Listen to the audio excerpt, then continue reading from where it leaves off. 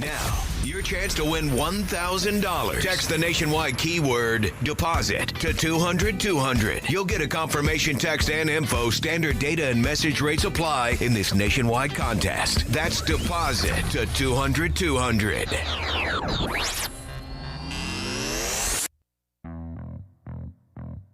This is the Sports Tank with Jeremy Greene. You look at my numbers, I'm balling. Beer City's best sports talk is on the air. Get involved. Call 252-4348. Tweet the show at SportsTankESPN. The Sports Tank. Come get you some of this. Can't wait. It's ESPN Asheville, 92.9 FM, 880 AM, and 1400. The Sports Tank with Jeremy Greene is live in the Ingalls studio. Welcome in to the program on this Thursday afternoon as we are back to football. Oh, it just seems like the middle of the week just gets longer and longer and longer every week. Tuesday. And that's for you. You actually like baseball. I don't. Oh, yeah. You know what I did last night? Watch the NBA? Slept. You slept. Aggressively. Well, because at the end of the program yesterday, you were about to die. Yeah. You know, I learned a valuable lesson, and I didn't know this, and I know it now. Apparently, you're not supposed to put sour cream in the microwave. I did not know that. Yeah, that's... And you know when you really shouldn't do it? Twice in the same day. Because by the end of that day, you will want to die. Mm-hmm. And I saw me do it. It did quite a number on you, and I was really worried for you about the last 10 minutes of the program yesterday. If you had the YouTube stream up, which we do right now, we are maiden voyaging it. If you would like to be one of the first to get involved, go to youtube.com/thesportsocracy. Right, we are streaming both, not only here but also on youtube.com. And if they had seen your face yesterday, I mean, it was just it was like a train wreck. If you're watching the YouTube stream, it was about the same color as my phone case. Right. It was nice and green. His eyes got really red. He got bloodshot, and about every time he opened his mouth, you were expecting projectiles to start coming out. It was not good. It was less than ideal. Me and A.J. Brown, we were right there together. Just, nope, clean eating from here on out. And what did you eat for lunch today? Chili. With what? Sour cream. Yeah, see, you did it to yourself. But I feel fine today because I didn't put it in the microwave. Well, I hope so. Our partner on our fantasy shows, Cowboy Zach Hurst, he always said microwaves bad. Mm-hmm. Well, I might be starting to see it his way. Microwaves bad. Yeah. Okay. I don't know. I don't have those problems. There again, I put my body through the paces each and every day. I mean, you're seasoned. You eat gas station hot dogs and sushi. And whatever falls on the floor, and never cared about germs, and guess what? Tip-top shape. I mean, except for... I don't know if I would call you tip-top shape. You know what I mean. You know what I'm saying. I mean, you are a shape. I am a shape. I'm many shapes. I'm many shapes. Many shapes all wrapped into one. Anyhow, it is Thursday afternoon. We got football tonight, which means coming up at the end of this hour, you will have the Green on Green pick for Thursday night football, the Denver Broncos against the Cleveland Browns. And Cleveland got us thinking about something going into the show today. Mm-hmm. Cleveland's missing one piece to being a legitimate Super Bowl contender. A quarterback. Yeah, they don't have one of those. No. And guess what? You're not going to. No. Because Deshaun Watson's either headed to Miami or he's headed home. We don't know which one. We're getting conflicting reports. Every person I talked to has said the discussions are happening. Just wait, it's going to happen. Or there could be another team just pop up there. Who? I don't know. Carolina's out. I'll just go ahead and tell you. If you're a Carolina Panther fan and you think that this is going to happen, it's not. If Sam Darnold's your quarterback, that's what you got. I was going to say, somebody had the nerve to ask Matt Rule about it yesterday. So here Deshaun Watson's back on the market. Y'all considering a trade? And I don't think he laughed at it, but I think he wanted to. No, absolutely not. Sam Darnold is going to be a great quarterback for the Carolina Panthers franchise, is exactly what he said. This is not on the Carolina Panthers radar, so stop that. The Miami Dolphins seem to me to be the one that's going to get it done. I think things have shifted enough for the Miami Dolphins to where their fan base is going to be, okay, we'll take the baggage, we'll take the risk, and bring him on. But with all of that, we started thinking. We did our power rankings in the Sportsocracy Wednesday morning, and we basically said there are 10 teams that could win the Super Bowl. Yep. That's it. There's only 10. Yep. The Buffalo Bills, the Arizona Cardinals, the LA Rams, the Baltimore Ravens, Tampa Bay Buccaneers, Green Bay Packers, Dallas Cowboys, Kansas City Chiefs, Tennessee Titans, Los Angeles Chargers. That's it. And the Titans would need a lot to go right. And so would the Chargers. But the trade deadline's coming up. Yep. What is the one thing that could help every one of these teams? Well, the problem is there's half of the list that needs a cornerback, and there aren't that many on the radar here. Well, there are a couple, and it just depends on how you feel about this. If you think Miami's going to make the move for Deshaun Watson, Savion Howard's out of play. Yep. Now, if you don't, and you think they're going to go into the offseason with a new coach, new GM, all those things, well, there's a real good one in Miami that would look really nice in a bunch of those uniforms. Oh, no doubt about And it. his name is Savion Howard. But, I mean, is he off the table? I mean, it depends. If Miami plans on rolling with Tua Tagovailoa, no. Because you don't have a first-round pick. You don't have a lot of draft assets. See, here's what I was thinking, though. I mean, Savion Howard being left up, put out there, that could help facilitate that deal. That could give you draft capital back that you can use to secure. But Deshaun why would you Watson. do that? Why would you trade one of your best players and then go trade for a quarterback? Well, That doesn't make a whole lot of sense. I mean, because he's disgruntled, because he's not really helping the defense in the first place. Nah. You know what'll help the defense? A good quarterback. You're not doing both of these two things. But I firmly believe they're going to do one or the other. The other problem is that a lot of teams need offensive linemen, and there just aren't that many out there. Right. But there is one that I'm looking at going, there's a team that's awful near and dear to our hearts, and they could really use an offensive lineman. And that's my first prospective trade ahead of the NFL trade deadline. Okay. The Carolina Panthers trade a 4th-round draft pick, not this year, next year, for Jacksonville Jaguars left tackle Cam Robinson. I believe Urban Meyer has figured out Cam Robinson's not that good. Okay. But here's what all of that would do. Cam Robinson comes in and plays on the left side for Carolina. Cam Irving slides over to the right. Or not to the right. He slides back to guard, which is where he belongs. Right. And you've got Taylor Moton on the other side. So now you can help Cam Robinson. He's not a franchise player. That's where we made fun of that. Right. He's still markedly better than any tackle that you're going to go acquire. And now think about what you have. You have an offensive line when McCaffrey comes back it's still not great, but it's better than it is. Right. And it takes away one of those god-awful guards that keeps playing for this team. You actually fill 2 holes at one time. Because Cam Irving's not a good left tackle. He's a pretty good guard. I've been yelling Cam Irving's name for what feels like 25 years now. So at this point, you think the Carolina Panthers should be buyers at this November 2nd trade deadline? I do, and I can tell you right now, they've called every team in the NFL asking, hey, please tell us you have one offensive lineman you'll send us. Right. But I think they're going at it the wrong way.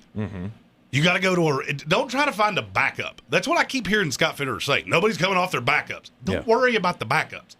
Worry about the guy that, yes, Urban Meyer franchised him. I think he figured out about 9 seconds after he did that. Well, probably shouldn't have done that. And give them something. Now, some might ask, why would Jacksonville do that? Well, because their comp pick on Cam Robinson is going to be a 5 at best. So do you have to wait a year? Yeah. No. Is this team more than a year away from competing? Absolutely. So that's the one that was off the board. We're a Carolina affiliate. That one makes a lot of sense. Okay. Then there's another one that's a Super Bowl contender, and if this doesn't happen, I swear to you, I will go on a hunger strike. If as soon as this comes out of my mouth, it doesn't happen. Okay. The Houston Texans trade Brandon Cooks to the Green Bay Packers for a 3rd-round pick. You're done with him after this year. There's zero doubt of that. Right. Would he not look good on the other side next to Devontae Adams? Oh, there's no doubt about it. Would that not kind of make up for some of your defensive secondary lacking with no Jair Alexander? Because now I can shoot out with you. Now I have 2 legitimate ones. You cannot shield coverage over to Devontae Adams because if you do, I will kill you with Brandon Cooks. Right. I don't hate that. Yeah, you know where I got that idea? Where? This show, about this time last year when I said the same thing, just take out Brandon Cooks and put in Will Fuller. Right. And they tried. Right. I could absolutely. Green Bay would be the first one in the hunt for that. No doubt. And it makes this is what I look at with Houston.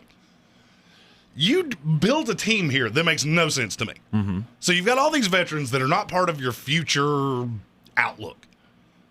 But you have all these veteran guys on one-year deals. There are a slew of them that could help playoff teams. You're not a playoff team. Here's another one. And this is not one that I even prepared for this because this is not who I think this team should go after. Do you not look at Mark Ingram and go, him in Kansas City would make a lot of sense? Because he's a vet running back that knows how to pass protect and do all the things that none of the running backs seemingly can do. I mean, I hadn't thought about it, but I look at Mark Ingram mostly and go, he would look good in a retirement home. Well, I mean, that too. And if you would like to take out Mark Ingram and put in David Johnson or Philip Lindsay or one of the 47 other running backs they have. Philip Lindsay's the one. Philip Lindsay's the one that I'm going to be standing on, just shouting from the rooftops, free him. But Philip Lindsay, to me, is the one that could actually have a role in Houston. Mm-hmm. He's still young enough. He's only, 25, 26? Yeah. He could be the running back of the future. You just have to get these old guys out of the way so he can play. I don't know. I think it's clear that David Culley or Nick Caserio, one of them, hates him. Well, because they haven't done anything with him. Maybe that's because they have these two geriatrics in front of them. If you take one of those away, we have a lot of touches that could go to the young guy. Right. But do they look at that and say, we're paying these guys more, and so we have to run? No, that's it has the nothing thing. to do. I have no idea why you would do this. I'll tell you why. I can tell you exactly why. Because you're going over the top of what the Miami Dolphins should be doing. Look at the look at the sum of all parts with Miami Dolphins. Mm-hmm. They have a ton of guys they have drafted in the last 3 years. You know what they don't have? A lot of experience. Because for whatever reason, Brian Flores does not. He brings in veterans that he knows and then doesn't like them. Mm-hmm. And they wound up getting cut or whatever the case may be. We have the same problem with the Texans in reverse. They wanted to have vet leadership to teach their young guys how to play. Well, now you're playing all these old guys, which makes no sense. Right. So what do? You get them out of the way.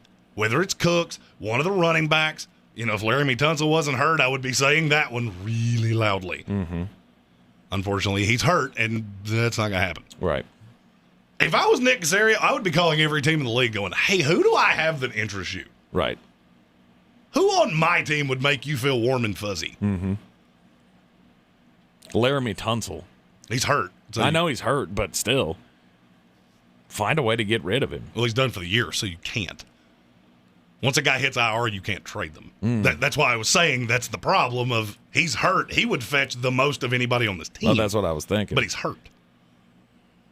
So he's on IR for the rest of the year. That was how I understood that. Yeah. He was going to have surgery just to be done. Oh, okay.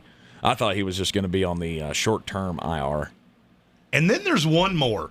And this comes from something that happened in our live this morning. Mm-hmm. All right, so this morning we started talking about quarterbacks. Yep. And I was blown away by how many people are just ready to throw dirt on Pat Mahomes. There is one move that's out there that I think would make this defense exponentially better. Okay. Immediately. All right. Cost you a third-round pick, which is steep for what I'm getting ready to say, to the New York Jets for Marcus May. Get him a safety. Get him a safety that takes Juan Thornhill and Daniel Sorensen out forever. Right. Now you're special teams guys, which is where you belong. And now you have that deep ball safety. Mm-hmm. That guy that doesn't allow the 40-yard pass to go over your head. That Ricky Seals-Jones touchdown against the Washington football team last week. Now that doesn't happen. Right. Because you have that guy. Are you invested in him past this year? I don't know. He got a DUI earlier this year and didn't tell the team. Mm-hmm. And I can tell you, I'm pretty connected to the Jets. I am a diehard Jets fan. They were, what's a nice way to say this, rather perturbed that he got a DUI and didn't feel the urge to tell anybody. Right. Oh, why would you? If you can hide that, why not hide it? Don't do crimes. Don't do crimes. Don't encourage that. Don't do crimes. Don't encourage not encourage telling, anybody to. Yeah, you can't not just tell. hide it. Yeah, somebody's going to find out invariably. Hey, why does your mom keep dropping you off for work? I don't like to drive anymore. Something about that story does not strike me as true. Right. So Marcus May going to the Kansas City Chiefs makes a whole lot of sense to you. Well, I can just tell you the Jets have had that call with a lot of teams because they want to get something and they want it to be above and beyond what the compensatory pick is. The NFL has made it very clear that they value safeties about the same way that every team in the NFL not named the Seattle Seahawks do. Hey, maybe we could do that. Maybe we trade Marcus May to join him up with Jamal Adams. I mean, I'm sure they got a first-round pick like 2 or 3 years from now that we can procure away. I don't think so. I don't think they're going to be accepting that. Since you said it this morning, I don't think I would mind the Tampa Bay Buccaneers picking him up. They need secondary help. Well, they've talked to Tampa Bay. Yeah. And he would be an improvement over Jordan Whitehead. In our live stream on YouTube, somebody said that doesn't fix their run defense. You would actually be shocked how much it does. Marcus May was a box safety for many years because him and Jamal Adams would just switch. I've always said that's the reason that Jamal Adams went to Seattle and all of a sudden he's the 64th best safety in the league because he didn't have that guy next to him. Right. He got all the credit because he was the one that would knock your head clean off your shoulders. Marcus May did a lot of the dirty work. And you know who he would look really nice next to? Tyrann Mathieu. Does it fix all of your ills? No. It doesn't. Nothing's going to fix all of your problems. I mean, short of Brandon Cooks to the Packers, which does 100% fix all of your problems. Please do that. Do that right now. That's the only addition that Green Bay could make or needs to make. I don't care. I just want it to be a living, breathing receiver, not named Alan Lazard or Marquez Valdez-Scantling. I would think that out of these 10 teams that are in the Super Bowl discussion, I would think that the number one target has to be a corner of some kind, whether it be Savion Howard with Miami or, I don't know, Kyle Fuller or, I don't know, just any of them. Any of them. You got Arizona, Tampa Bay, Green Bay, Tennessee, and Kansas City. All of those teams could use a corner. And there is a corner that is readily available. And depending on how things go tonight, you might get a very close look at him. Ooh. And there's several teams that I think could be interested. And I'll tell you who that is right after this break. This is your Exergen Temporal Scanner weather forecast on ESPN Asheville. Front marching our way for the late week forecast with some cooler numbers coming in top of the weekend. It's been a beautiful day today with above average numbers. We're at 51 degrees for tonight. A couple of sprinkles on weather radar showing up across Tennessee at the state line coming in from the west tonight. This is ahead of a front working in. It comes in tomorrow, partly cloudy northwest winds, high 63, low 44 tomorrow night. I'm meteorologist Scott Larimore. That's the latest Weather Channel forecast. This report is sponsored by Circle K. Sip and save at Circle K with their new drink subscription. Enjoy one coffee or fountain drink every day for only $5.99 a month. Sign up in-store. Circle K. Take it easy. The season we've all been waiting for is here. No, not that one. The season of the Big Orange Tent is underway in western North Carolina. The area's largest selection of Halloween costumes,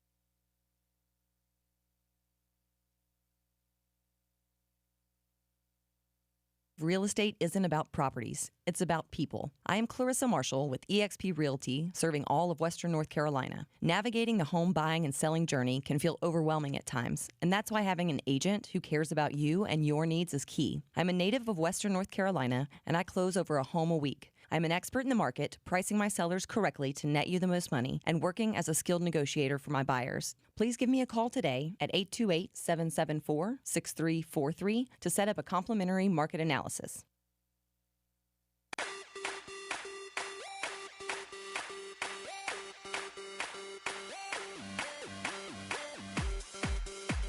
This is G. Duggarove, voice of the Tampa Bay Buccaneers, the Sports Tank. Fire them cannons. By golly, put more powder in those things. Just tell me it's Tampa Bay. Just tell me it's Tampa Bay that's going to get the cornerback.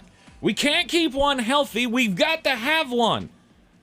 Well, the problem is that the one that's going to be out there doesn't really help you. Oh. Because he doesn't play the kind of he doesn't really play the kind of defense that you're after. He don't play football?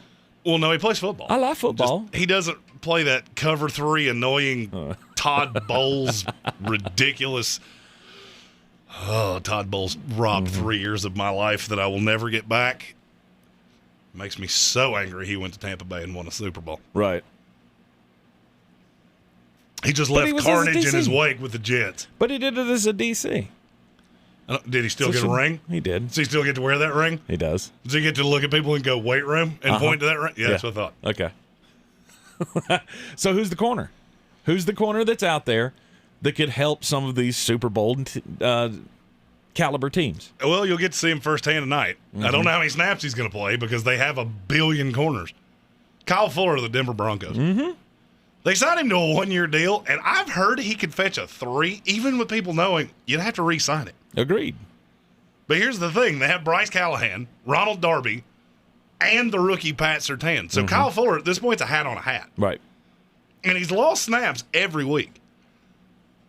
But if you just look at that power ranking we did, how many teams in the top 10 could use Kyle Fuller?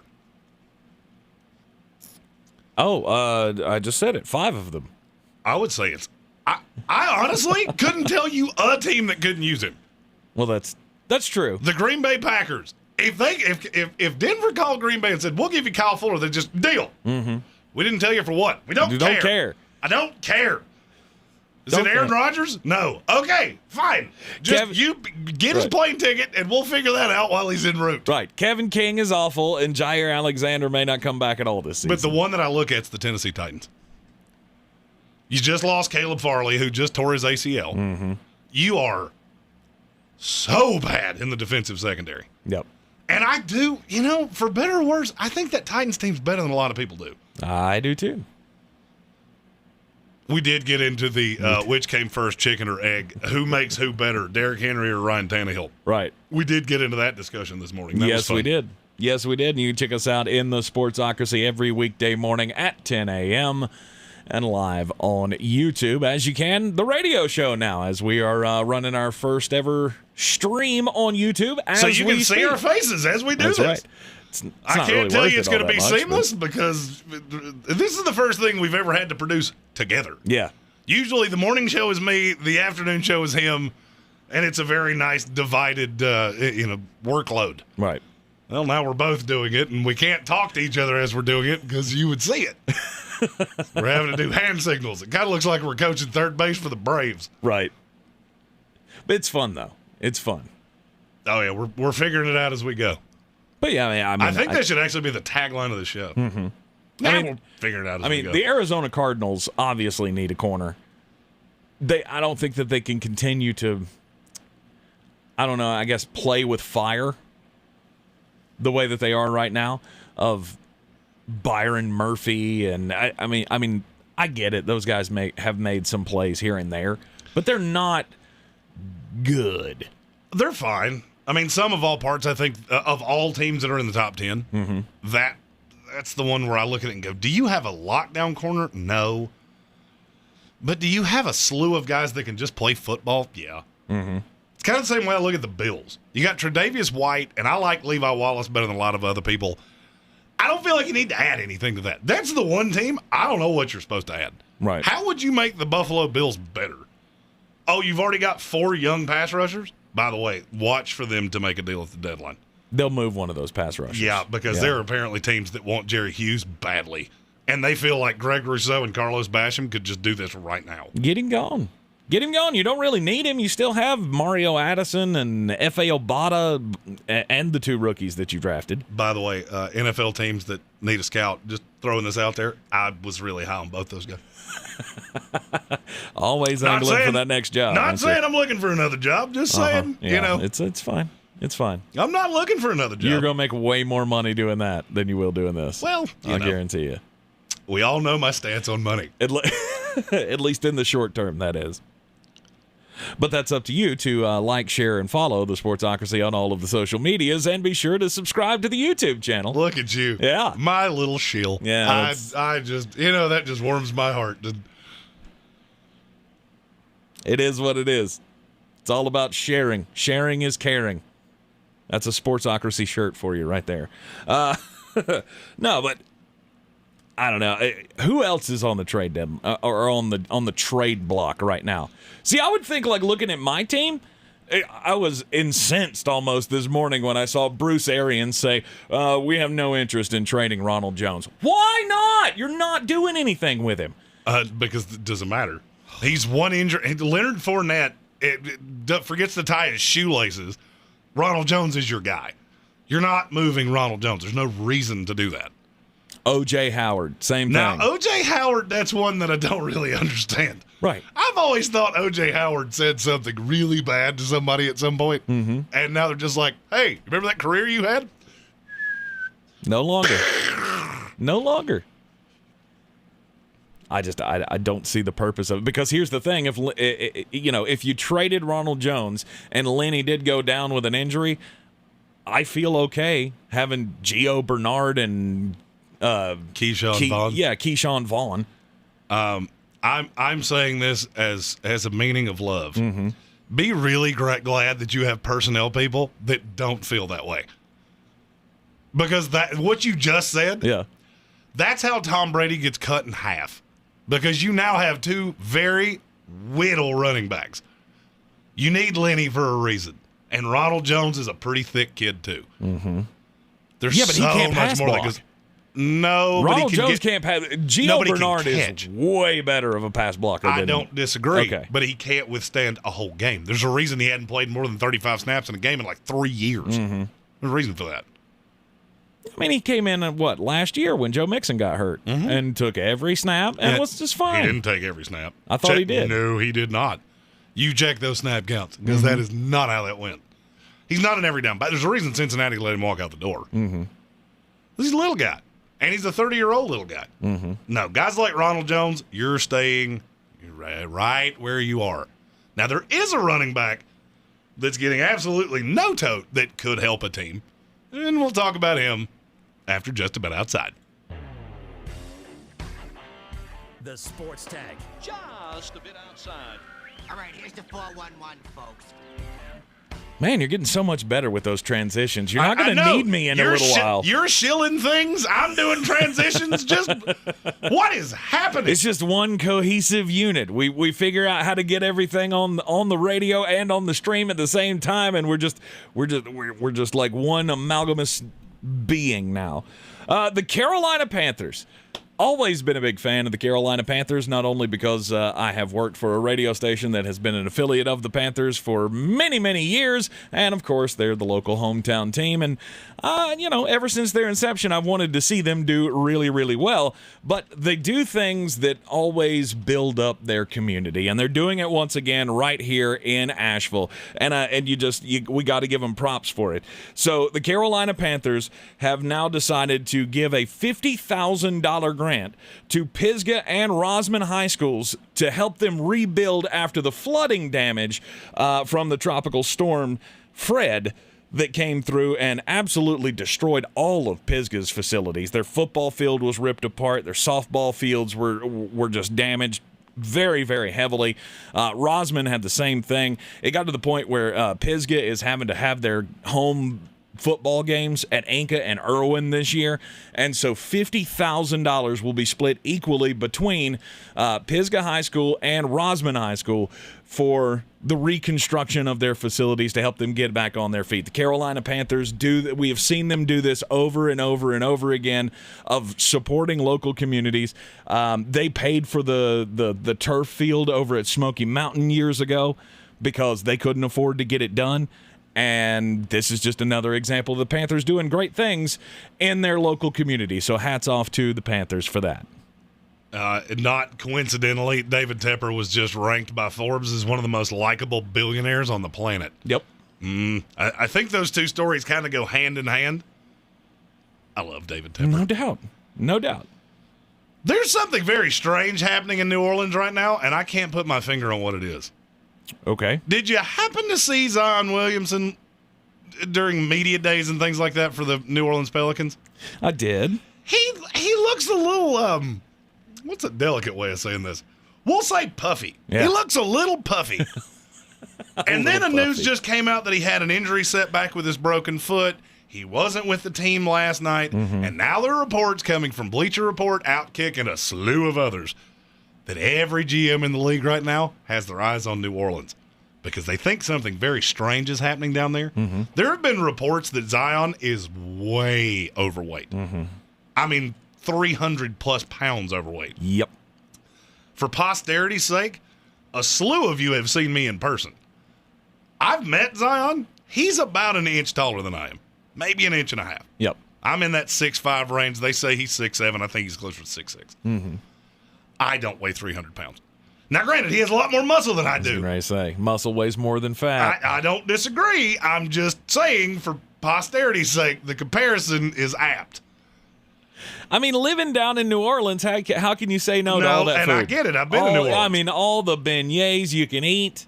But there's actually a bigger problem. Okay, what's that? There are some that are thinking he's trying to eat his way out of New Orleans.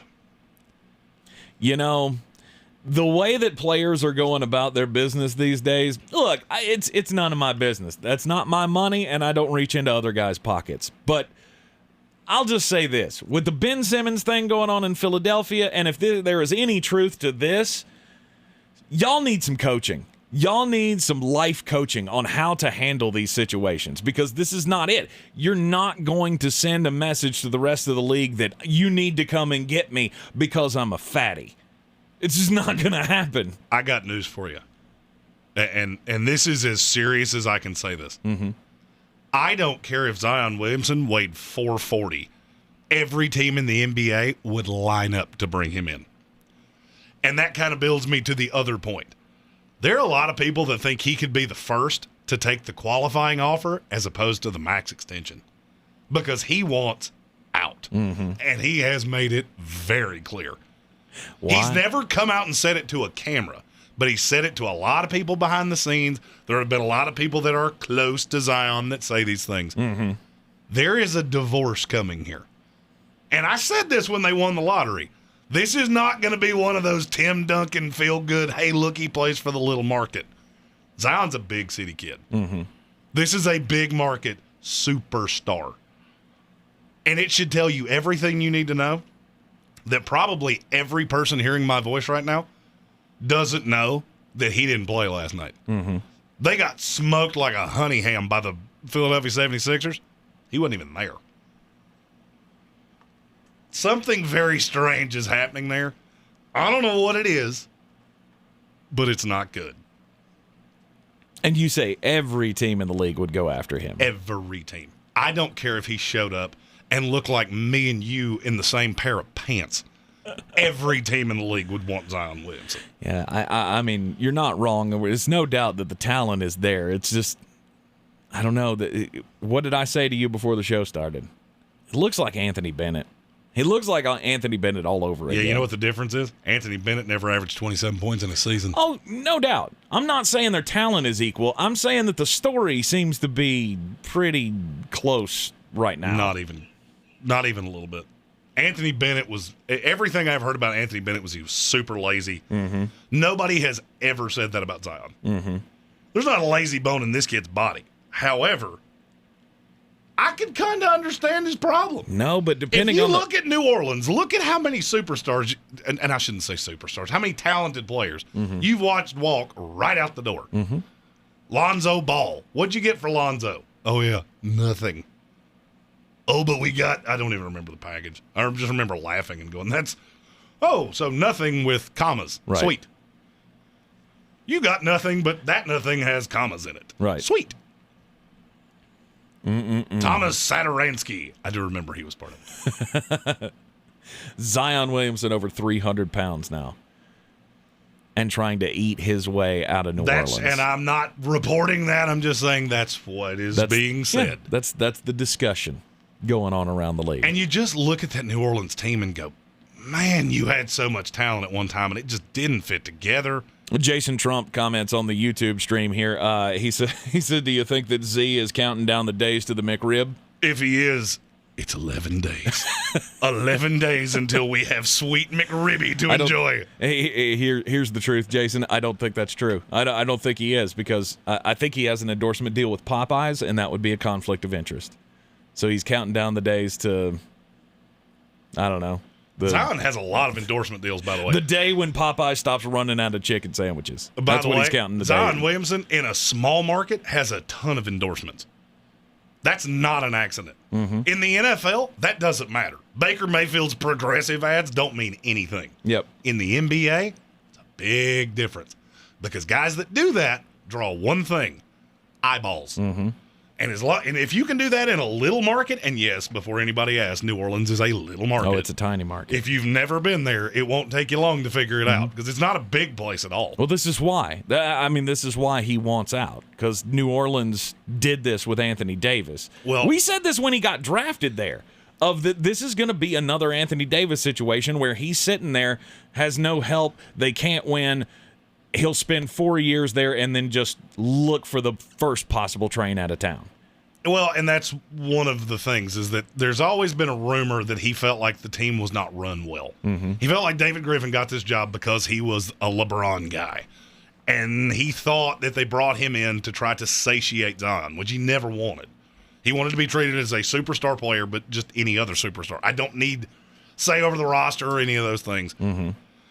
And it's just been wrong from Jump Street. And he's such a good player. I would love to see him in New York or not L.A. He's too young to be in L.A. Yeah. 15 years from now, he could play for the Lakers.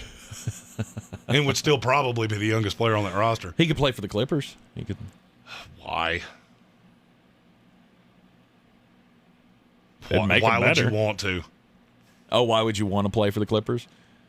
Because they have two superstar players who.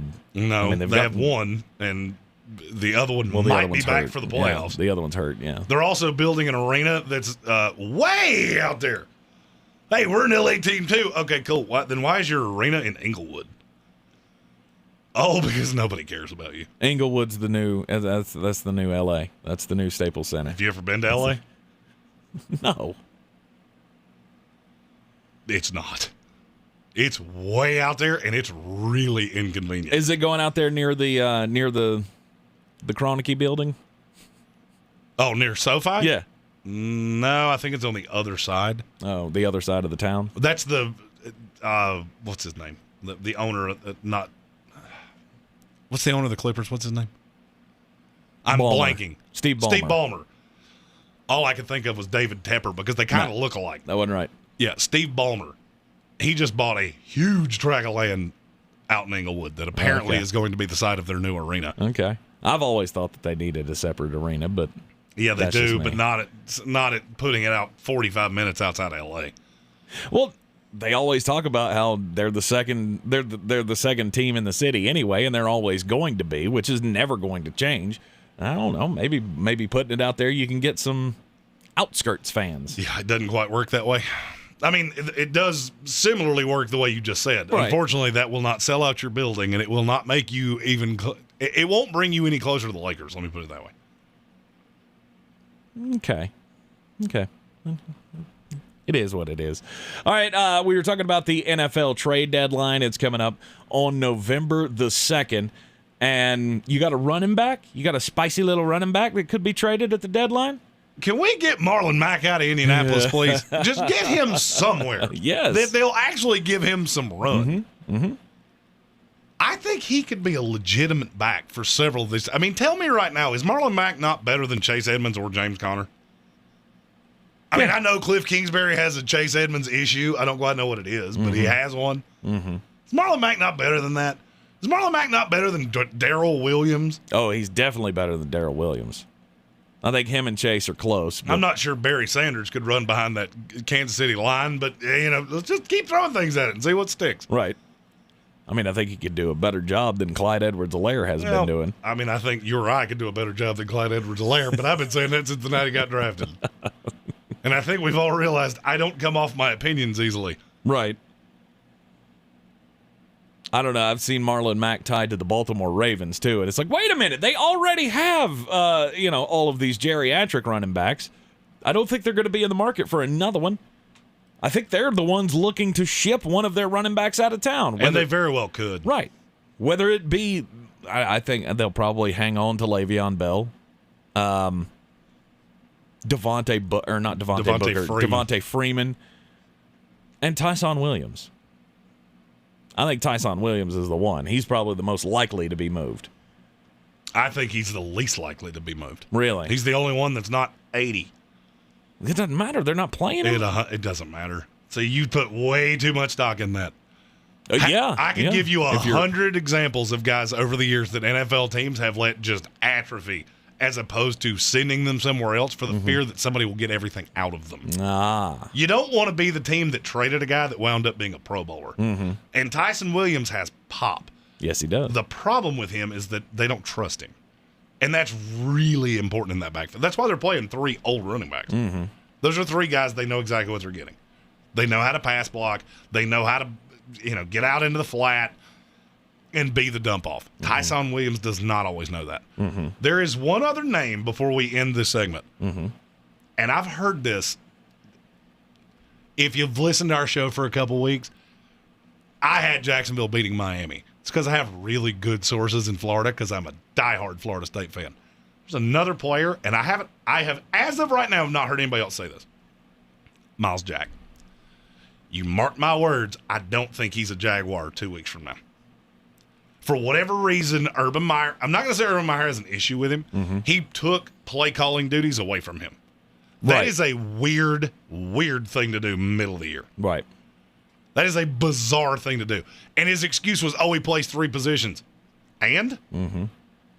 It doesn't matter what position he plays. It matters if you trust him to call your defense. Yeah, and if you don't, then why are you paying him so much money? Yeah, and they gave the play calling duties to Rayshawn Jenkins instead. Of which I get it. That's an Urban guy. Urban went and got him. Okay.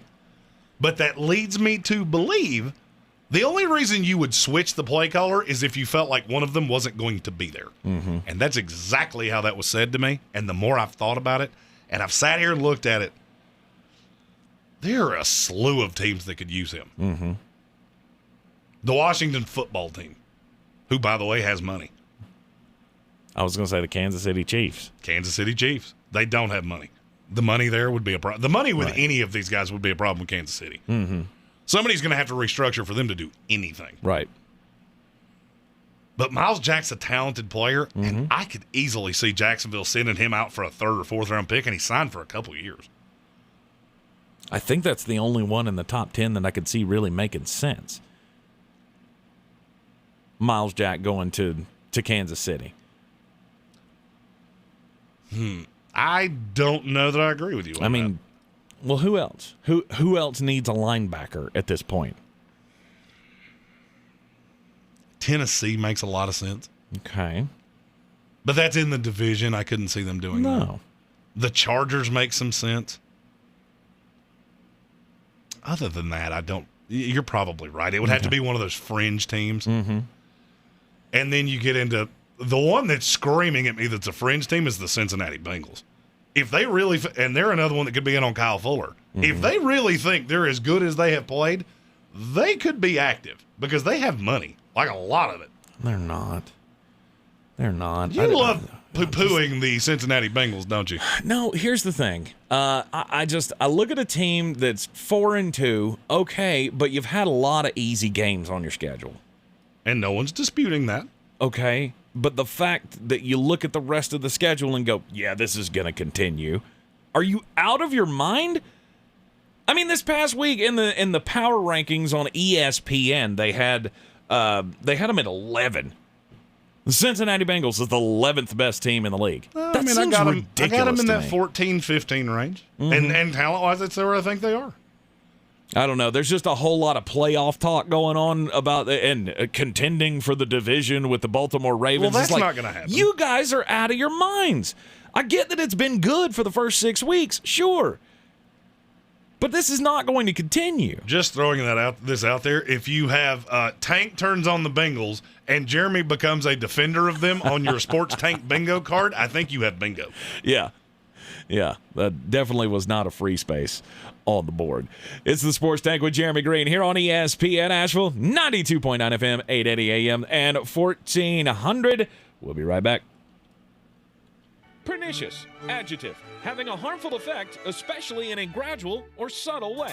Now, Wicked Weed's flagship IPA, winner of a silver medal at the U.S. Open Beer Championships, isn't harmful unless you're a competing IPA. Brewed in the mountains of western North Carolina, Pernicious IPA will destroy your expectations for all others in its class. Pernicious IPA inspires you to enjoy fresh and often. Order up at wickedweedbrewing.com. Wicked Weed, the official craft beer of East Tennessee State University Athletics. Drink different, drink responsibly. Hey guys, I'm Ziggy, your local Philly girl, owner of Ziggy's Bakery and Deli. I've created a traditional northern deli with only the most authentic cheesesteaks outside of Philadelphia, served with provolone, white American, or Cheese Whiz. Our other classic deli sandwiches are made with the best quality meats and cheeses, available sliced by the pound. Join us for breakfast for house-made bagels with our custom cream cheeses. Or for something heartier, try a pork roll, egg, and cheese or house-cured lox. Ziggy's Bakery and Deli, in the corner of Asheville Commons, 1550 Hendersonville Road, open 8 to 3, Tuesday through Saturday. Tired of living?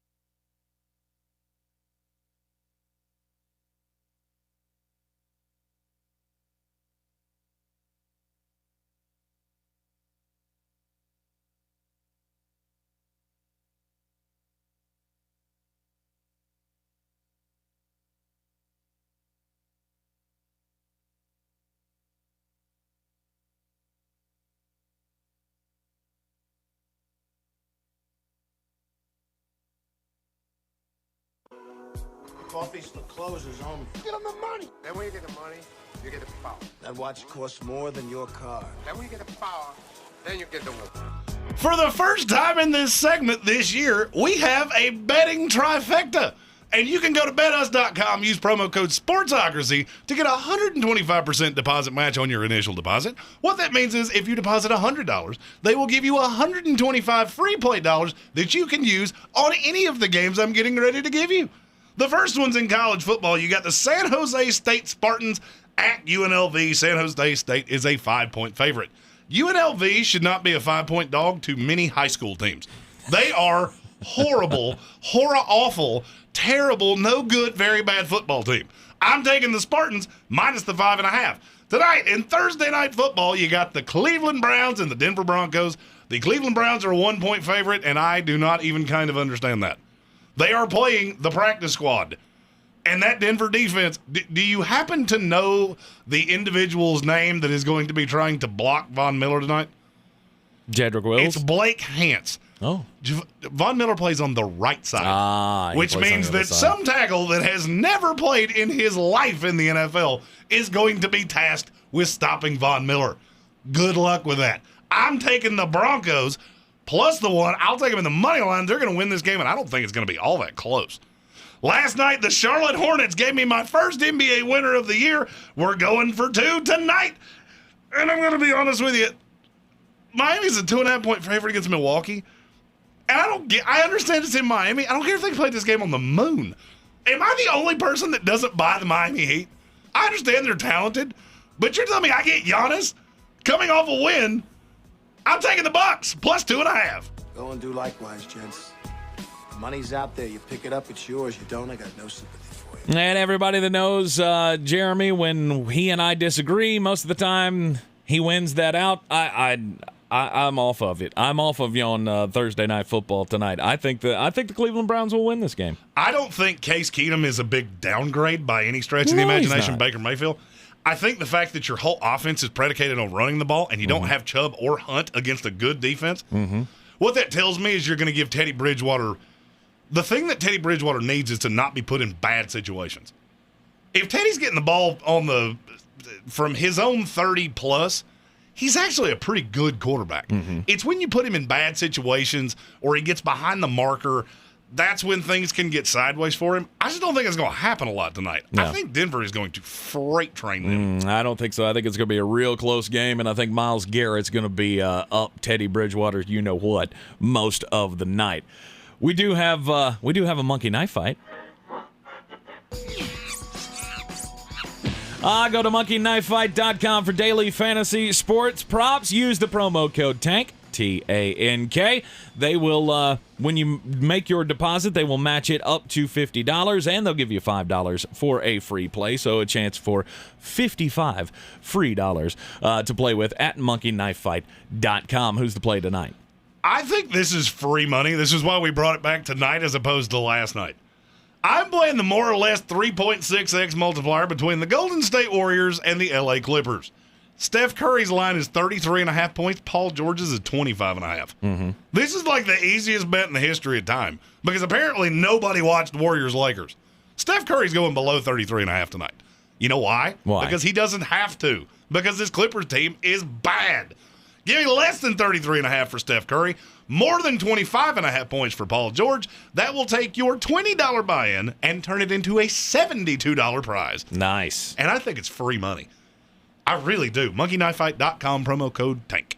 That's T-A-N-K. right. We got Sportscenter coming your way in just a moment. Normally at 4 o'clock on Thursdays is when we touch base with Jones Angell, the voice of the North Carolina Tar Heels, but they don't play this week.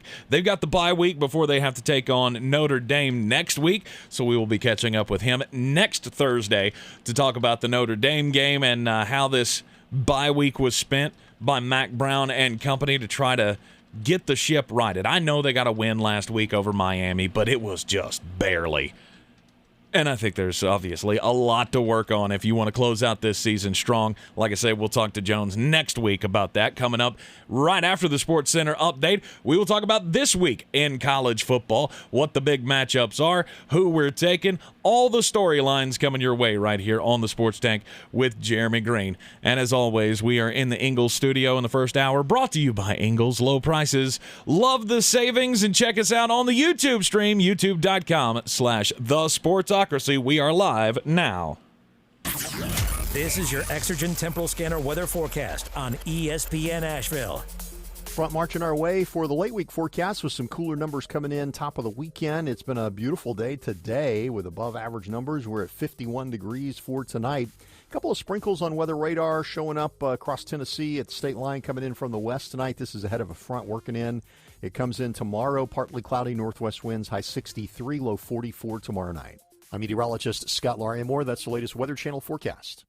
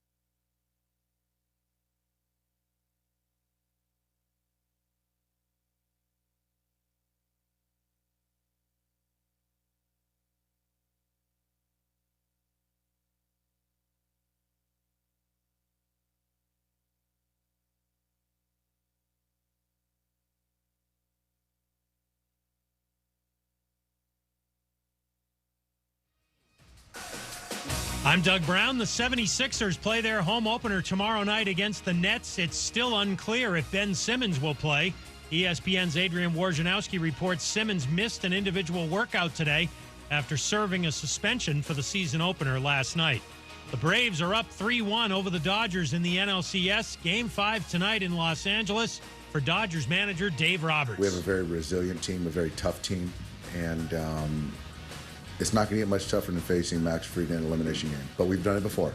Our coverage of Game 5 starts 7:30 Eastern on ESPN Radio. The Eagles activate tight end Dallas Goedert from the COVID-19 list. He missed last week's game against the Buccaneers. The Eagles are on the road to play the Raiders on Sunday. 6 schools will officially join the American Athletic Conference: UAB, Florida Atlantic, Charlotte, North Texas, Rice, and UT San Antonio. They've been approved by the existing members and could officially join the league in 2023. Then the conference will have 14 schools competing in football and basketball. Want to look like $1 million? Upgrade to a Dollar Shave Club 6-blade razor for a noticeably smooth shave thanks to their 6 precision-cut stainless steel blades. Find your perfect shave with Dollar Shave Club stores. Yup, that's Dollar Shave Club in store. So go to the store and find them.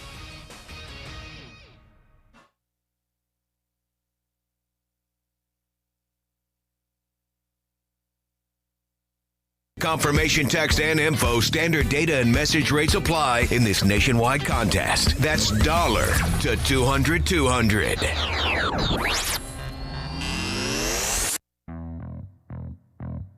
This is the Sports Tank with Jeremy Greene. You look at my numbers, I'm balling. Beer City's best sports talk is on the air.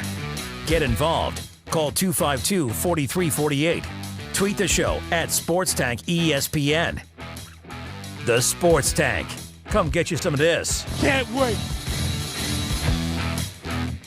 It's ESPN Asheville, 92.9 FM, 880 AM, and 1400, the Sports Tank with Jeremy Greene, live in Ingles studio as always. And we are streaming live for the first time on YouTube, youtube.com/thesportsocracy.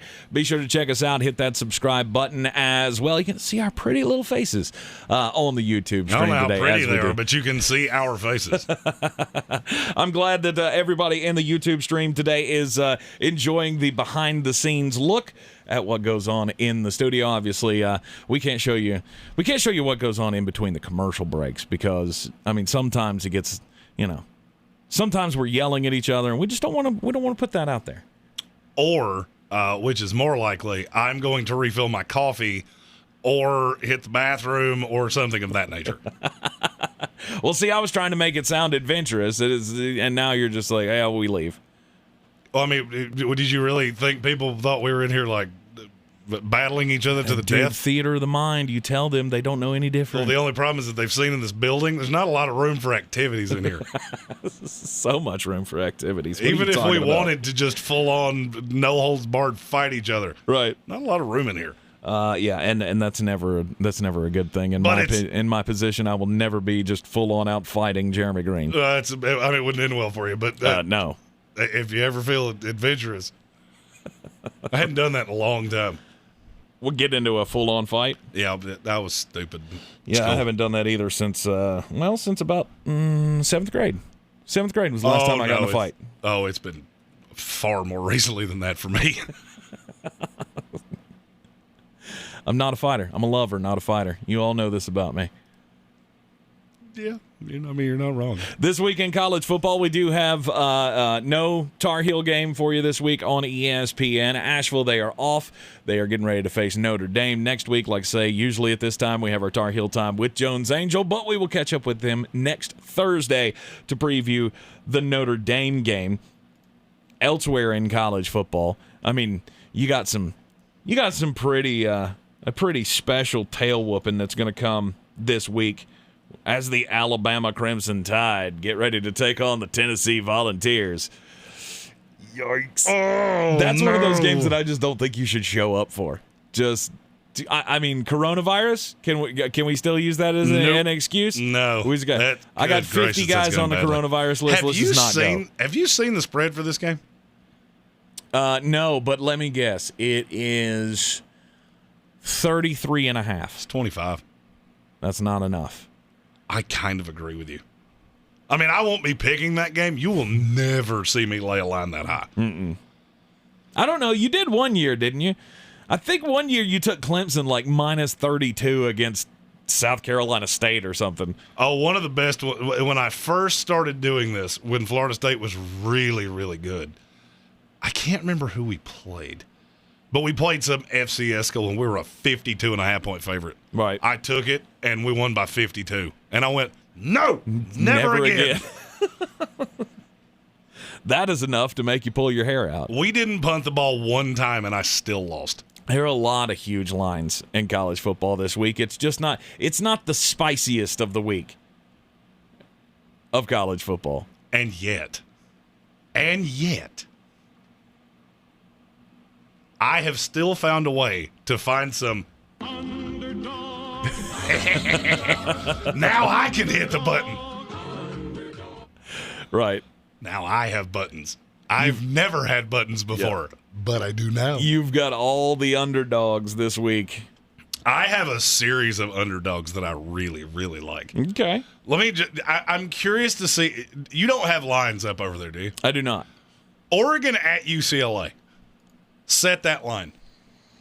Oregon at UCLA. I would say that's UCLA minus 2. You would have UCLA as a favorite against Oregon? At home? Who cares? They can't do anything but run. You're right. UCLA's a 1-point favorite, and I think that is stupid. Yeah. They let Tank set this line. That's a really good sign that you should go to betus.com, use promo code Sportsocracy, and bet the sin out of it. No, I mean, Oregon lost their running back, and so I think the line makers are swaying toward UCLA because they're at home. Do you remember what I told you a long time ago about players in college football? that no one outside of a quarterback should ever move a line by more than a point. Yeah. I want you to think about what I just said and think about where you would have set this line 2 weeks ago. There you go. That's everything you need to know. Wrapped in one tiny little package. 2 weeks ago with C.J. Verdell, this would have been minus 13. I don't care. I'm fine with Troy Dye. I do not care. Okay. I saw that line and went, are you out of your mind? It's hard to play on the road in the Pac-12. Haven't you always heard that? Those atmospheres are just... I mean, LSU even struggled on the road at UCLA. It's because go Tigers. LSU's not good. By the way, have you heard any of these stories about Ed Orgeron? Oh, no. What's he done now? Whoa! Ed Orgeron is a special kind of guy. Oh, the one where he hit on the pregnant woman at the gas station or something? Oh, no. You left out a really important part of that. Yeah. The pregnant wife of an LSU official. See, you buried the lead there. Nice. That's classic. I'm telling you. Hey, if you don't know what I'm talking about, just Google it. Ed Orgeron is a special kind of guy. Would you like to go work out? That's actually what he asked her because she was wearing workout. And you just read this and go, how did you think that was going to be okay? It's completely platonic. I don't mean anything. I'm not trying to make any. You know what my number one? This is not my number one goal, but it's one of my goals for this show for the year. Yeah. I want Ed Orgeron to come on this show, and I want to interview him as Ed Orgeron. And since you got fired by LSU, what are you doing now? I've been out doing a lot of time fishing. I spend a lot of time fishing and a lot of time at the gym. Go Tigers. You know there's certain holes down there in the bayou somewhere. Oh, in 3 weeks, he's literally planning on killing an LSU fan. Bingo. Hit on the pregnant wife of an LSU official. And a couple other things that I'm not allowed to talk about on this show. Yikes. There was another story that said he was bringing his girlfriend's kids to practice at LSU and letting them run drills. That's great. I don't know if any of that's true. If one of them's true, that's plenty for me to know everything I need to know. I don't put anything past Coach O. Go Tigers. I could totally see him doing that. Let me see how you hit this bag over here. Oh, Ed Orgeron. He's fun. He's a fun guy. Yeah. Ever since he posted the Instagram picture of him in the bed with the girl that was much younger woman than him.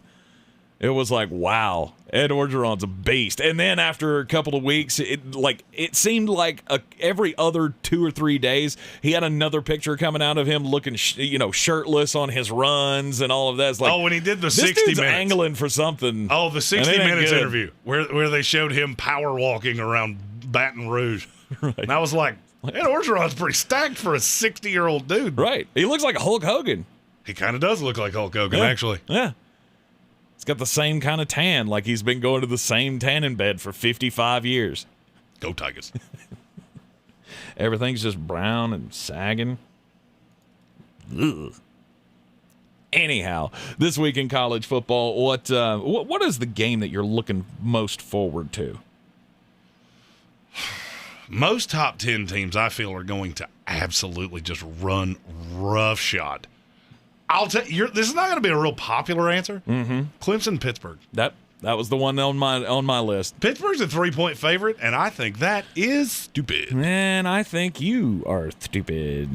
Because it's going to be a good game. Which just really reinforces that I like it that much. Because it's going to be a good game. One of these teams can score. The other one cannot. One of these teams can play defense, and the other one cannot.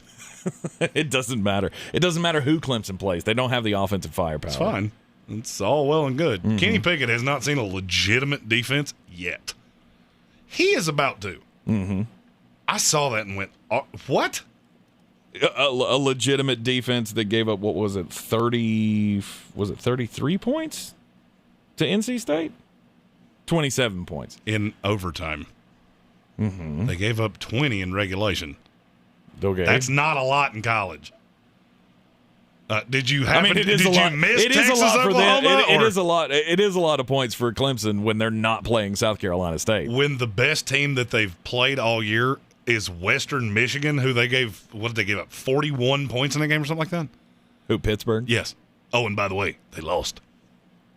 Go Panthers. Oh, wait, that would have been a good time to go Tigers. Oh, the Tigers. I'm just not buying Clemson. That's fine. There's something wrong there. There is something wrong with Clemson. And I looked at this line and I went, yeah, that makes sense. Pittsburgh -3 at home. Because Clemson's going to lose again. Maybe. Maybe not. Maybe they're still going to win the ACC. Yeah, I don't know about that. Wouldn't that be weird? If all these teams are just looking around and then some team in orange and purple just crashed their little ACC party. It doesn't matter. Even if they do, that's as far as they're going. I don't disagree with you. Right. Again, I love watching people throw dirt on teams that have been really good for a long time. Because it almost never works out for you. It's the first chance you get. It's the first chance you get to throw dirt on. I understand why you do it. I just don't understand how you keep doing it when it doesn't end well for you. I look at Clemson and the Pittsburgh Steelers the exact same way. Do I know how they're going to do it? Nope. Have I watched them do it a bunch of times? Yes, I have. And until they prove to me that they can't, I'm going to stay on the side of that they will. Okay. LSU and Ole Miss. That's another one on my radar. I want to see how that goes down. Because last week, nobody had LSU. Nobody had LSU against Florida last week. No, and this is one of those where now that it's come out that Orgeron's gone, I could see this just being the great, colossal fall-on-your-face game where they get beat 55-10. Or it could be, let's send Coach off with the best, 5-game stretch he's had. I don't think they can do it. That's last week, here's what worked. They were able to run down Florida's throat. Well, if I'm Ole Miss, okay, here's a 7-man box. And I love Max Johnson. I think he's a good quarterback. Problem is they don't have any receivers left. So you want to shoot out with Matt Corral? More power to you. I don't think you're going to like how this goes. That's another one that I've had on my radar, with it only being Ole Miss -9.5. This is one of those weeks where you're having to manufacture games that are going to be good. Because the most competitive game in the top 25 might be Oklahoma State and Iowa State. Have you come back around on Iowa State? I don't know. I don't know what to do with Iowa State. I remember they were your spicy college football playoff wrecker. And now they're just, they play football. That's cool. They do play football, so there is that. Congratulations. Their best win all year is at Kansas State. Other than that, they've beaten Kansas, UNLV, and Northern Iowa. Yep. And they're a 7-point favorite against Oklahoma State. Hey, at least you guys get to win this week. We play UMass. Yeah. That's going to go great. Don't speak too soon. We lost to Jacksonville State, remember? Yeah, I'll be honest with you. Jacksonville State's better than UMass. There are about 5 teams in FBS college football that you're just like, how in the world are you this bad? And I feel bad because Walt Bell, the head coach at UMass, used to be a coordinator at Florida State. Yeah, but they're coming off a big win. It's for them, a big win is we beat someone. We don't really care who it was. Right. UMass coming off a big win, going to Tallahassee. This has got trap game written all over it, buddy. You're using trap game wrong. This is just a bad week of college football. This is like that week where they're, okay, this is a good week in the NFL. We're going to give you a little reprieve. I think you have to look outside of the top 25 for the best games of the week. Oh, there's no doubt. I could see Virginia Tech Syracuse being a good game. That should tell you everything you need to know about how weird of a year this has been. Or the state of the ACC. Ugh. That could end up being a back-and-forth battle. It just depends on what defense can get the most pressure on the opposing quarterback, because they're both pretty good at doing that. Whew. I'm just looking down the whole schedule going, man, it is going to be a fun Saturday. What am I going to watch? Hashtag sarcasm? Oh, yeah. 100%. My wife's already told me that we're going to have to spend most of the day on Saturday just cleaning the house because apparently the appraisal company's coming by. And so you can come join me. You can come help me out. I'll be honest with you, there's not a college and football schedule that could be bad enough for me to do that. You'll never choose that? No. Anyhow, yeah, it's you don't have the primo matchups. Which means you're going to have like 6 weird upsets. Mm-hmm. That's how this always goes. When you look at a week and go, man, there's just nothing here. Yep, like when South Carolina goes on the road and takes down Texas A&M. That's not going to happen. No, it's not going to happen. They have a coach playing quarterback. They're not taking down Texas A&M. Trying to give them all the hope that I can. Well, don't do that. I know. It just sets them up for failure. You have USC and Notre Dame. It's rivalry week. And who cares? Never. I don't think there's been a time in the last 10 years where these two teams have been as irrelevant together as they are now. I mean, there's been a lot of years that USC was irrelevant. Oh, I know. Mainly in the Clay Helton era. But I'm saying both of them at the same time. I feel like Keaton Slovis went into the athletic director's office and went, do we have to play this game on NBC?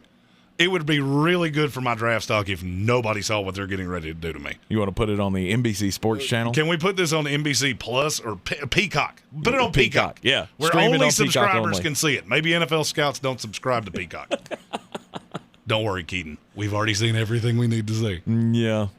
Yeah, you're in the Sports Tank with Jeremy Greene here on ESPN Asheville. It may be a down week in college football, but you know what's still fun about college football is that no matter what the matchups are, you can always find a line that will tickle your fancy. And if you find one, you can go lay a wager on it at betus.com, betus.com. Use the promo code Sportsocracy, and they will give you a deposit bonus of 125% up to $2,500. Wager with us at betus.com, promo code Sportsocracy. This is your Exergen Temporal Scanner weather forecast on ESPN Asheville. Front marching our way for the late week forecast with some cooler numbers coming in top of the weekend. It's been a beautiful day today with above average numbers. We're at 51 degrees for tonight. A couple of sprinkles on weather radar showing up across Tennessee at the state line coming in from the west tonight. This is ahead of a front working in. It comes in tomorrow, partly cloudy northwest winds, high 63, low 44 tomorrow night. I'm meteorologist Scott Larimore. That's the latest Weather Channel forecast. This is your time saver traffic on the new ESPN Asheville. 240 westbound slow between Charlotte Street and Montford Avenue. 26 westbound slowing after the US 25 connector and continuing to just after Chimney Rock Road. Again, 26 westbound slow between Hendersonville Road and Bavard Road. 26 on the eastbound side, seeing delays between the Blue Ridge Parkway and Airport Road near Inca Village. Sardis Road moving from Sandhill Road to Pond Road is slow. Near Avery Creek, Bavard Road north and southbound. Approaching Long Shoals Road, delays. On Sweeten Creek Road northbound from the Royal Pines area to Mills Gap Road, delays. I'm Lynn Benfield with your Time Saver Traffic. This report is sponsored by BioNTech and Pfizer. Come rain or shine. High winds or mild breezes. Blue skies or gray. It's a great time to consider getting vaccinated against COVID-19.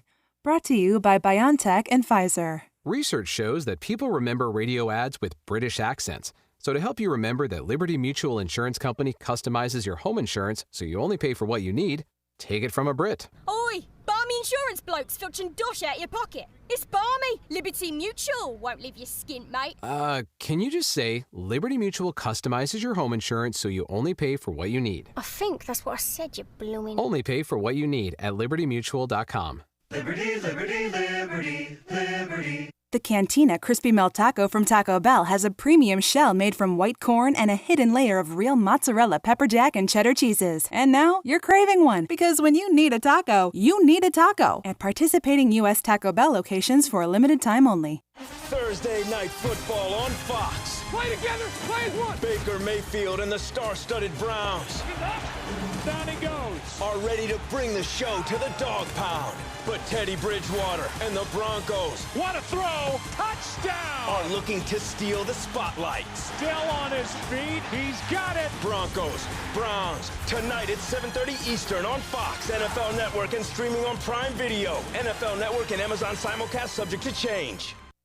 Thursday Night Football on Fox. Play together, play as one. Baker Mayfield and the star-studded Browns Down he goes. are ready to bring the show to the dog pound. But Teddy Bridgewater and the Broncos, What a throw. Touchdown. are looking to steal the spotlight. Still on his feet. He's got it. Broncos, Browns.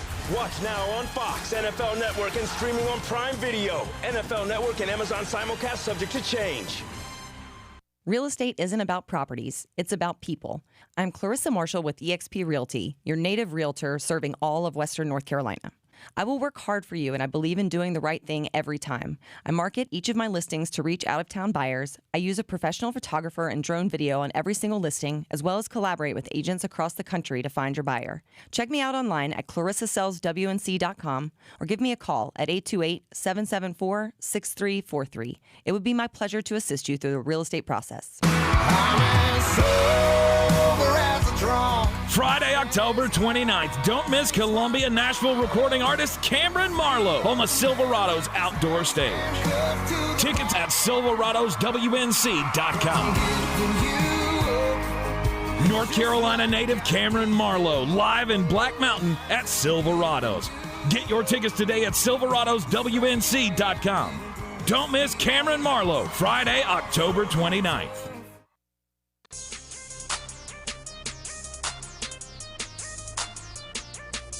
You're in the Sports Tank. We treat star athletes better because they're better people. That's not fair. Life isn't fair, kiddo. Get used to it.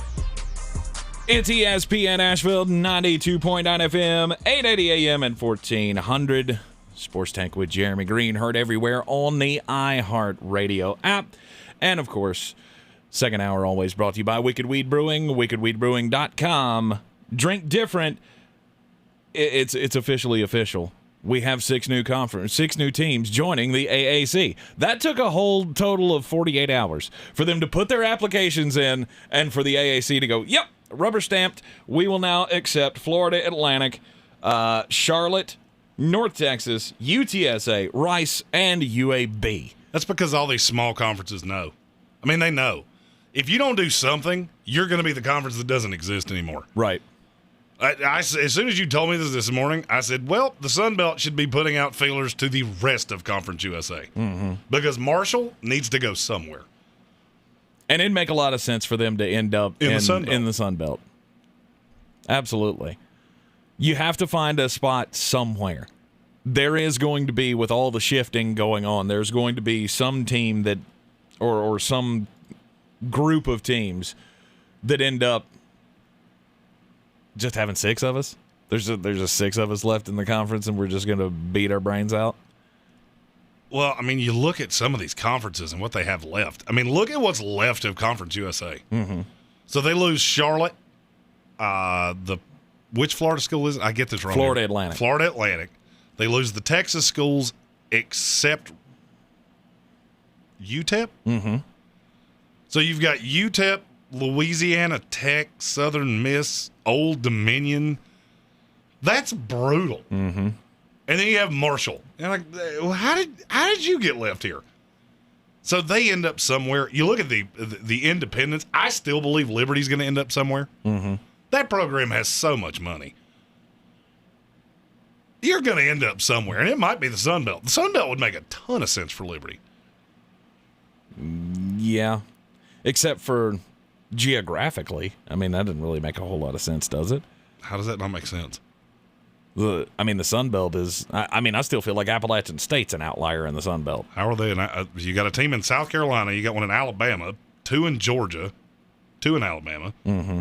two in Louisiana, one in Arkansas, and one in Texas. How are you an outlier there? I don't know. Virginia, where Liberty is in Virginia, is not that much further. Yeah, it's 20 extra minutes on a flight. I'll be honest with you, Coastal Carolina's further away from a lot of those schools than Liberty would be. Mm-hmm. But I just think you're going to see a lot of these smaller conferences fall by the wayside. Right. Because the Mountain West, I got news for you. That conference is going to get pilfered before this is all said and done. Who's the big attraction out of there? Out of the Mountain West? Yeah. You got several schools that make money. Like San Diego State makes money. Mm-hmm. Boise State makes money. Mm-hmm. Colorado State, for some reason, makes money. So I could see several of them just getting pilfered, and then the Mountain West is left with Hawaii. Into what? The Pac-12? Probably. Fresno State, that's another one. Mm-hmm. But I'm looking at all these conferences going, man, you're just going to get raided. I don't know. The conference realignment thing has always, I don't know, it's always intrigued me because I've always thought that there are some ties that do make sense, like San Diego State being in the Pac-12. But there again, I mean, historically speaking, can you compete? Can you still compete with USC and UCLA? Oh, if San Diego State had first of all, you're in San Diego, so there's a rather large appeal there.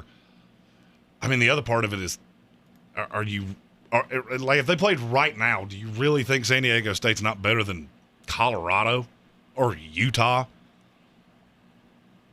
Washington State? I don't know about better, but I mean, they'd be competitive. Good. They're as good. And that's recruiting to play in Boise, Idaho. Right. The AAC had to do something. They had to do something as they were losing teams. Well, it's more and more obvious by the day that a lot of power players in the college game are getting very uneasy. Mm-hmm.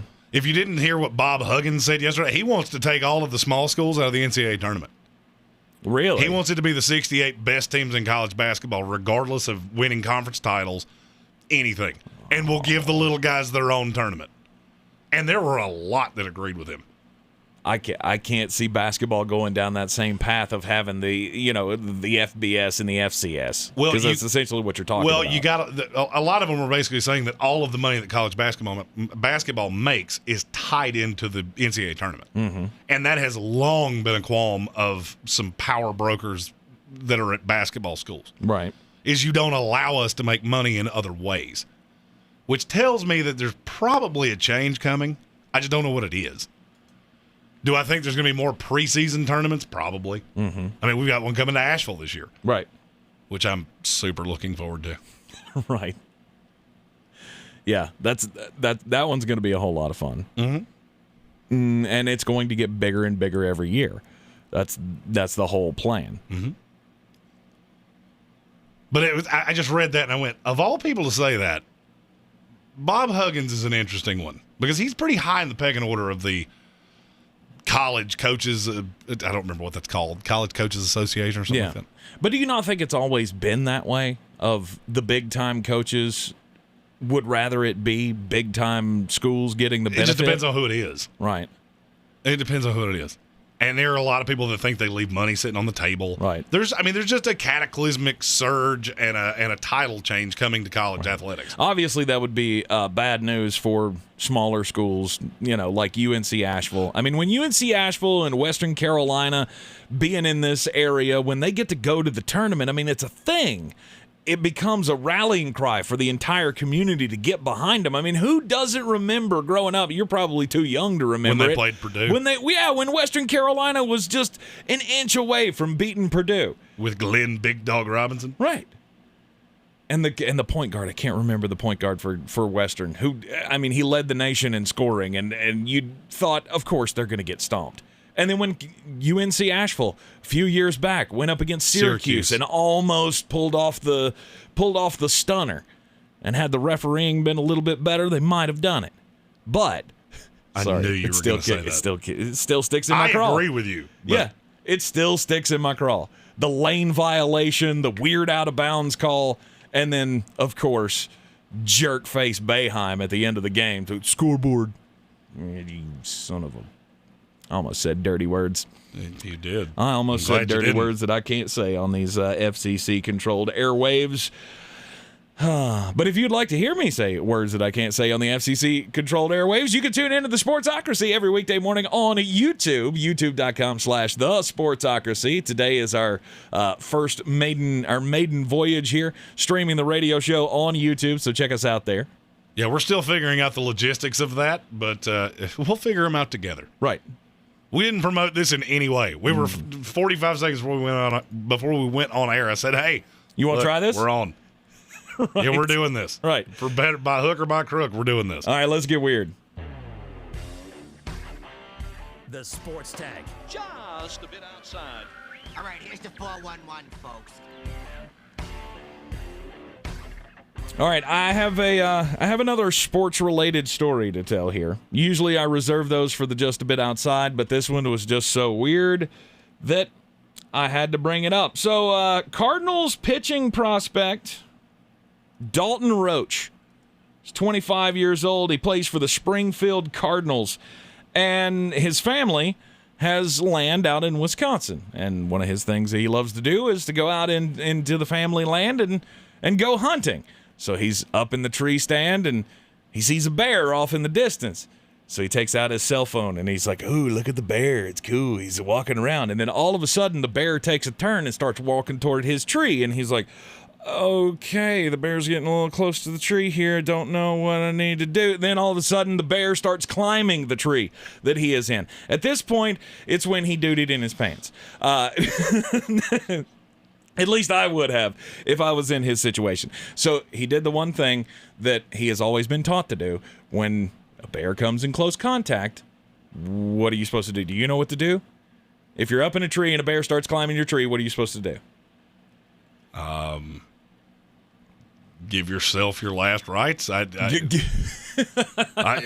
of all, it's funny that you think there would ever be a scenario where I would be up in a tree. I'm not saying that. I'm just saying, do you know what the proper response is supposed to be there? This is much like asking if a woodland creature eats your food while you're camping, what should you do?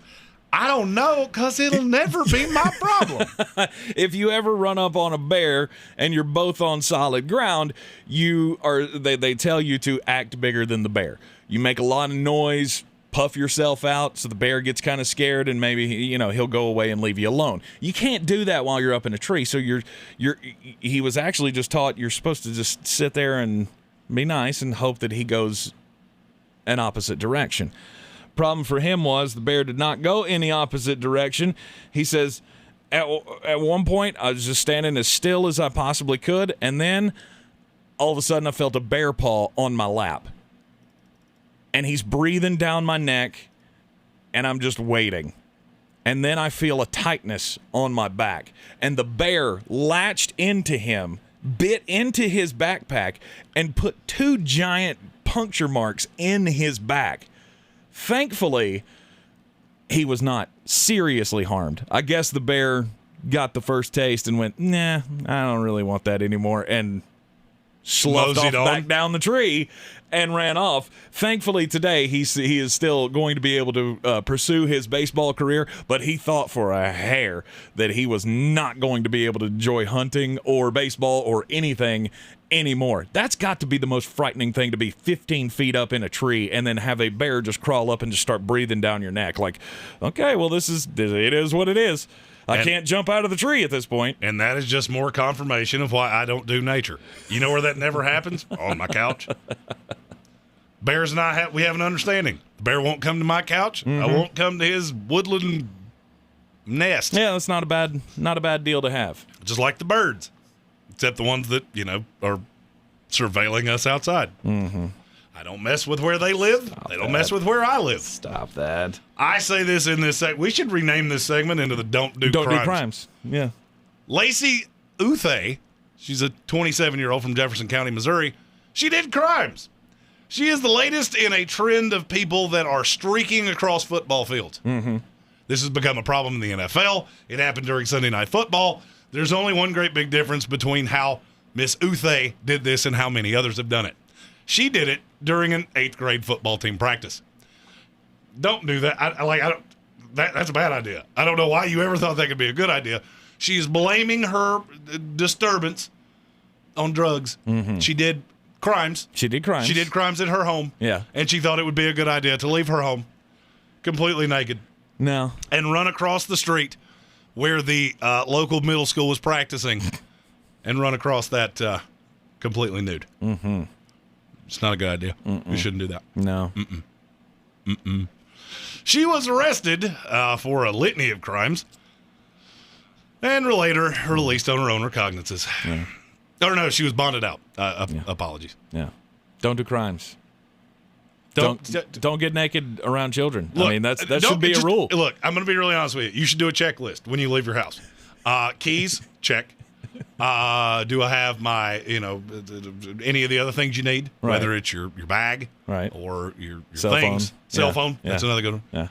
Yeah. Your last check should be closed. Closed. Right. Check. Okay. And all right. I am ready to go out into the public.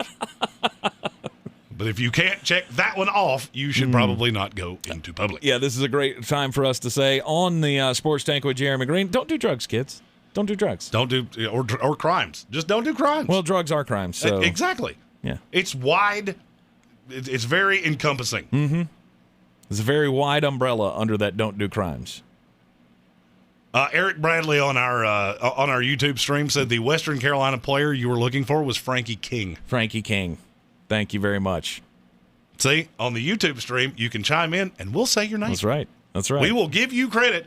And I'll be honest with you, that it was an unplanned beauty of this because I would have never remembered that name. Mm-hmm. I was also 7 years old. Was it 1993? 94. 94. Okay. Maybe it's the 93-94 season. That's why I remember that. Anyhow, it's one thing that you will never forget. You will never forget that as somebody from a local school. That's why I hate this idea from Bob Huggins. Well, and it's not going to happen. No, it's not going to happen. But still, just the fact the fact that he would bring that up. Well, because his thought was that the small majors could have a tournament of their own, and that would be revenue generating. We do that. And in my head, I'm thinking, you do know we already do that, right? We do that. We call it the NIT. No, we call that the CBI. And there are a litany of people that just heard that and went, what is the CBI? Or the Vegas 8. I forgot they did that. We still do that There one? was, the CBI and the CIT? Mm-hmm. They all still exist. There's the CBI, the CIT, the NIT, the NCAA tournament. The FBI. They got the Vegas 8. There are a lot of these postseason tournaments that I never even found out about until I started working for the UNC Asheville Bulldogs. I watched one CBI game. Yeah. I had the gigantic sports package, that which I still do, but shows every game, and I didn't know who either of those teams were. I couldn't tell you who they were now. Right. I just went, this is a postseason tournament. Mm-hmm. Wow. Right.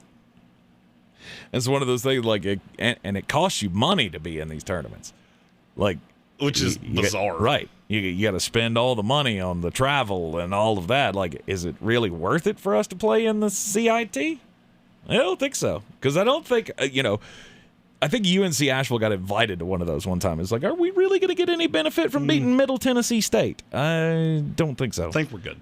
Yeah. Did you see this story about Jason Kelce? Jason Kelce's got some words of advice for Ben Simmons. And I would completely echo them. Jason Kelce goes on, I guess it was the local ESPN station up in Philadelphia, and somebody asked him about Ben Simmons, and he said, just play better, bro. Play better, and this city will love you. He's like, well, what, you got to work on your free throws? Go work on your free throws. Just play better. And he's not wrong. He is absolutely not wrong. I think that's the thing that sticks out to me the most about this Ben Simmons thing is dude, I mean, this is the time in your career when you're supposed to face adversity and rise above, and you're supposed to prove that, it kind of comes along with being an NBA great or an NBA superstar of when things aren't going your way, you find a way to get better and correct the problems. And now Ben Simmons is just completely out. There was a report today that he showed up to the facility, was supposed to have an individual workout, and left without doing the workout. Do you know why? Shams Charania had just put this out about an hour and a half ago. Okay. Sources say 76ers All-Star Ben Simmons is currently not mentally ready to play for the team and was receiving treatment on his back today due to the ramp-up process. Do you know why he would say that out loud?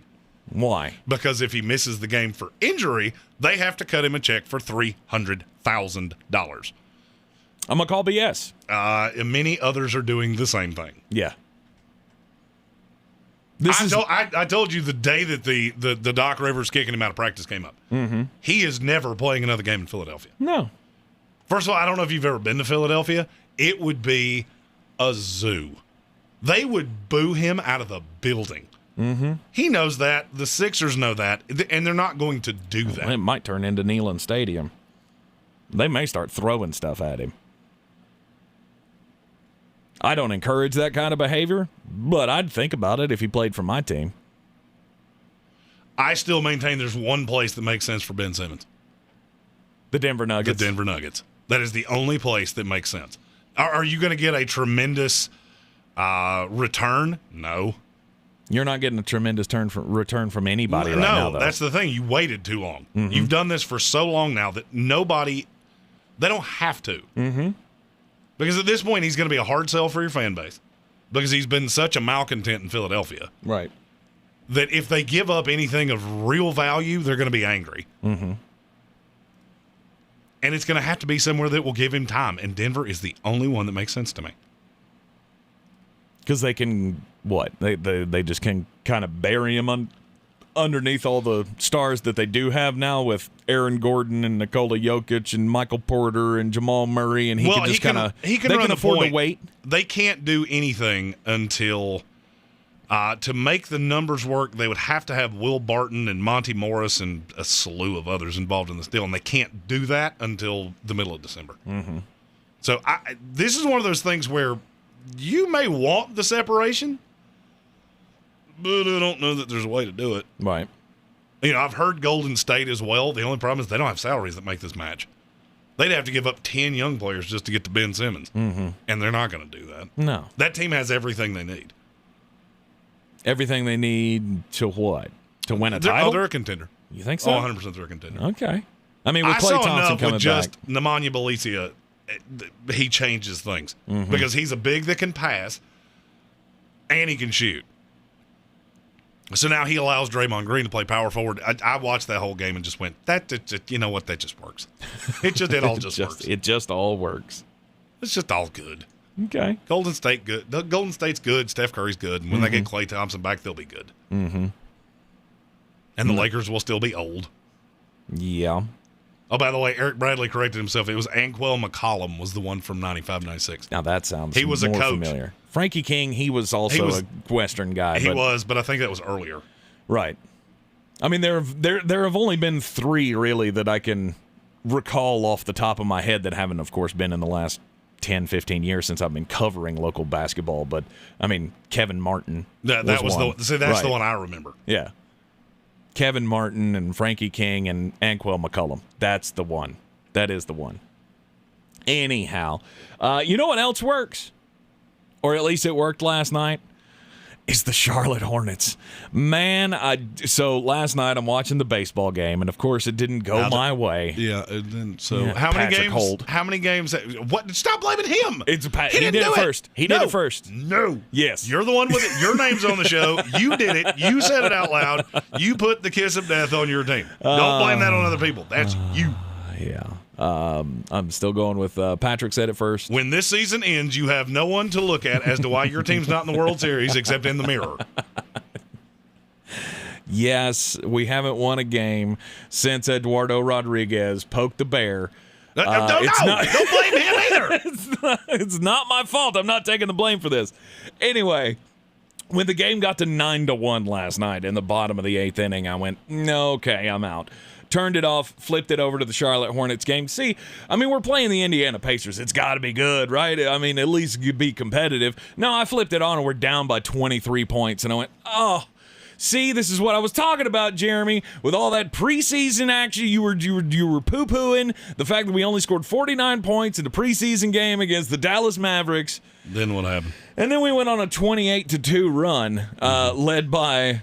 it was everybody, and it was glorious.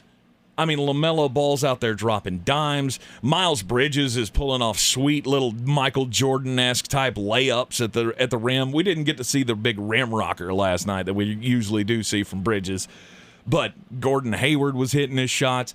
Things looked really good, and you ended up hanging on to win. I thought the refs were going to screw us in the end with that little foul call on Miles Bridges.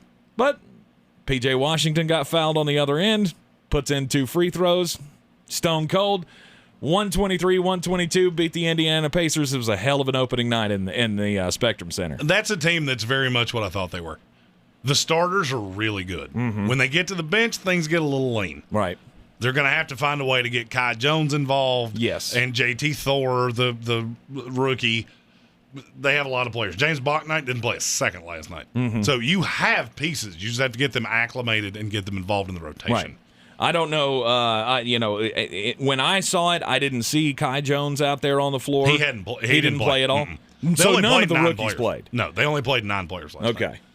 And when they went to the bench, they got absolutely demolished. Mm-hmm. If Gordon Hayward or Miles Bridges wasn't on the floor, it was trouble time. Yep. But with time, that will happen. Yeah. It's one thing to be a team like that where you're looking at the players that didn't play going, who? It's another when they're first round picked. But we got to see the first lob of the season from LaMelo Ball to Mason Plumlee. Still looks weird to see him out there in a Charlotte uniform, but I really do believe that there are some pieces to this team. There certainly are. And last night showing the grit to be able to recollect yourself, and come back from a 23-point deficit, and to handle Domantas Sabonis the way that they did, I thought was a big step. I mean, you still had 33. But he's the only thing they have. I mean, well, that's not true. He's and not Malcolm the only Brogdon thing. And Chris Duarte. Chris Duarte is he's the real deal. Real good. Right. When we were going through the draft process, a lot of people whose opinions I really trust said that kid is a baller. Mm-hmm. I watched the tape and I went, I'm not seeing it. I watched it last night and went, yep, I see it. Mm-hmm. I get it. He's just a microwave scorer. Right. What I meant by that Sabonis comment was that you didn't let it get out of hand. You didn't get dominated in a way that past Hornets teams would. They did.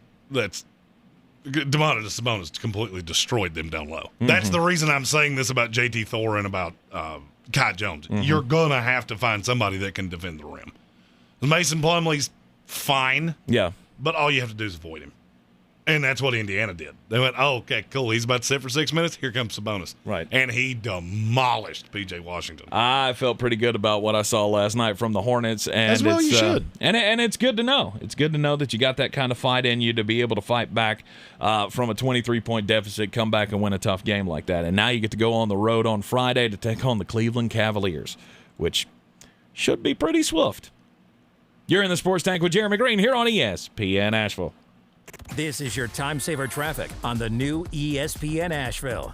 240 westbound is slow between Charlotte Street and Montford Avenue. 240 west and eastbound on the Captain Jeff Bowen Bridge. Traffic very busy.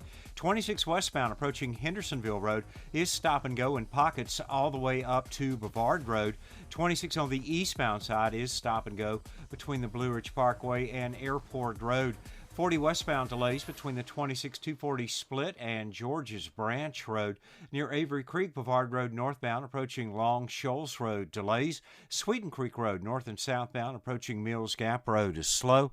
I'm Lynn Benfield with your time saver traffic. From the DuckDuckGo for Privacy Traffic Center. This report is sponsored by Taco Bell. The Cantina Crispy Melt Taco from Taco Bell has a premium shell made from white corn and a hidden layer of real mozzarella, pepper jack, and cheddar cheeses. And now you're craving one, because when you need a taco, you need a taco. At participating U.S. Taco Bell locations for a limited time only. Rogue Combat Club, Asheville's home for comprehensive martial arts training, has a goal for our community, one that's stronger, more fit, and unwavers in its support of one another. Rogue Combat Club's instructors have competed at the highest levels and offer classes for everyone from young children to adults in Brazilian Jiu-Jitsu, Muay Thai, and wrestling.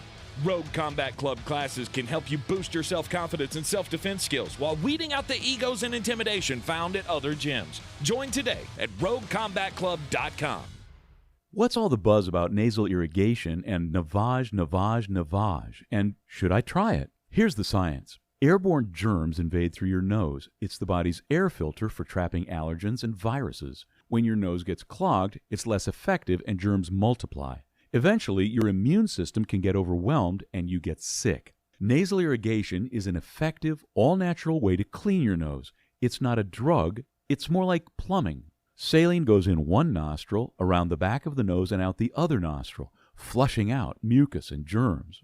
I'm Martin Hoke, and I invented Navage to make cleaning your nose easy. It's the world's only nose cleaner with powered suction. Navage pulls out the bad stuff so you can breathe better, sleep deeper, snore less, and feel healthier. At Walgreens, CVS, Rite Aid, Target, Bed Bath, and Walmart. Or go to Navage.com for a free gift with purchase. Over 2 million sold. Navage, Navage. Clean nose, healthy life. Radio advertising can connect your business with holiday shoppers wherever they go. Use iHeart Ad Builder to create an affordable custom radio ad right on your phone. Just click, listen, approve, then hear it on the radio. Create your customized ad today at iHeartAdBuilder.com. Meanwhile, at the home of SiriusXM, Kevin Hart learned you don't need a car to listen to SiriusXM. What? You don't need a car to enjoy SiriusXM. What? BB Rexa, help me out. You know you can stream outside of the car, right? What? Wait, what are we even whatting about? I gotta go record my show. Well, we tried. Everything you want to hear lives here on SiriusXM. No car required. Listen on the app. What? Let's start with all the Halloween enthusiasts who also have a bit of a sweet tooth. Narrow it to those chocoholics who hit their own supply a little too hard and are now running dangerously low. For you, Walgreens has candy and other last-minute Halloween must-haves with pickup in as little as 30 minutes, so you can refill that candy bowl fast. Right now, select varieties of Kit Kat snack-sized candy bags are $1.99. Offer valid through 10/23 while supplies last. Restrictions apply. See Walgreens.com for details. Here in Beer City, we take homegrown seriously. And since 2012, Wicked Weed Brewing has been pushing the boundaries of the industry. They've not only created staples like the Freak of Nature Doubled IPA, the Lieutenant Dank, and Pernicious, but they also opened the first sour beer tap room on the East Coast. Wicked Weed has also supported our local community to the tune of $1.6 million with the Beers That Build program. Visit one of their 4 locations, schedule a brewery tour, or place an order for pickup or delivery. Wicked Weed Brewing.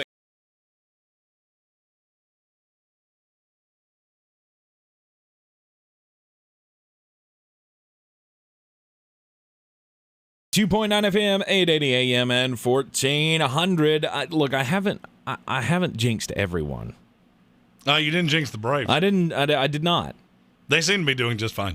Yeah, they've taken a 3-1 lead on the Los Angeles Dodgers, and you will hear that game coming up tonight right here on ESPN. Asheville, Braves and Dodgers.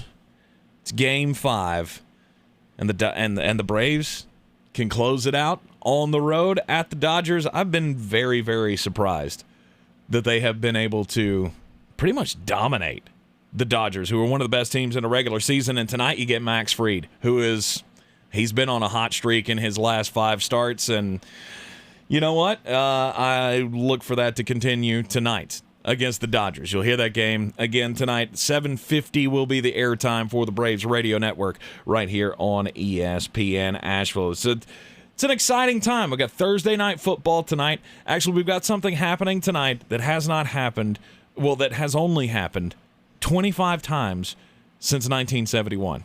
Every sport's in action tonight. You got the NBA, the NHL, the NFL, and Major League Baseball. You got everything happening all at once. It's an exciting time to be alive. And we got the Cleveland Browns and the Houston Texans tonight. The news came out earlier today. The Denver Broncos.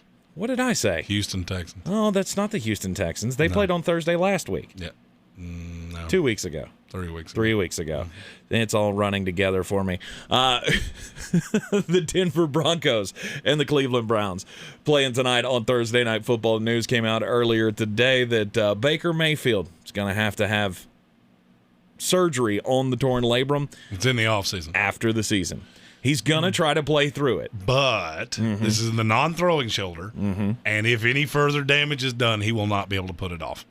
This is a play through the pain thing right now. If it gets worse, it will require surgery. Which, after Case Keenum comes out tonight and wins on Thursday Night Football, it's mysteriously going to get worse.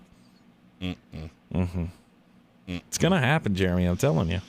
I don't think it is. Dearness Johnson, superstar of the night. Okay. So he's I'm going to go with no. No doubt fantasy play. I like the Broncos considerably tonight. I think Teddy Bridgewater stays out of bad situations. I think you're going to see just how good that defense is. And for me, it has nothing to do with Baker. I think Baker to Case Keenum is a dead even swap. But not having Chubb and not having Hunt, you're gonna see what this team actually is without that. Yeah. They cure a lot of ills because they keep the clock rolling. They keep you on the right side of the sticks. Mm-hmm. There's just a lot of things that go right when you can run the ball. Right. A lot of things that go wrong when you can't. And you better have a real high-end defense or a real high-end quarterback, and I don't think they have either one. Well, they have activated Jarvis Landry from the IR, and he will play tonight. So activated from the IR and in the lineup in a matter of an hour. And he's going to see Bryce Callahan tonight, which you don't like. Good luck with that. He's one of the best slot corners in the league. Right. You don't like that for him at all. I think this is going to be one of those gross Thursday night games. I'm taking the under. I'm taking the Broncos. Mm-hmm. I think it's a slugfest. And Von Miller might have 14 sacks tonight. And Myles Garrett has 13. No. You don't think he's going to be able to get after Teddy Bridgewater? Okay, we shall see. I think Teddy Bridgewater was in his he already put him in the graveyard in front of his house. So we'll just have to wait and see. He did that with Kyler Murray, too. How'd that work out? You got it all going on tonight. Whatever sport you like, it's happening. Thursday Night Football, and, of course, tonight, Braves and the Dodgers, Game 5, and it'll be heard right here on ESPN Asheville. We will see you tomorrow at 3. This is your Exergen Temporal Scanner weather forecast on ESPN Asheville. Front marching our way for the late week forecast with some cooler numbers coming in top of the weekend. It's been a beautiful day today with above average numbers.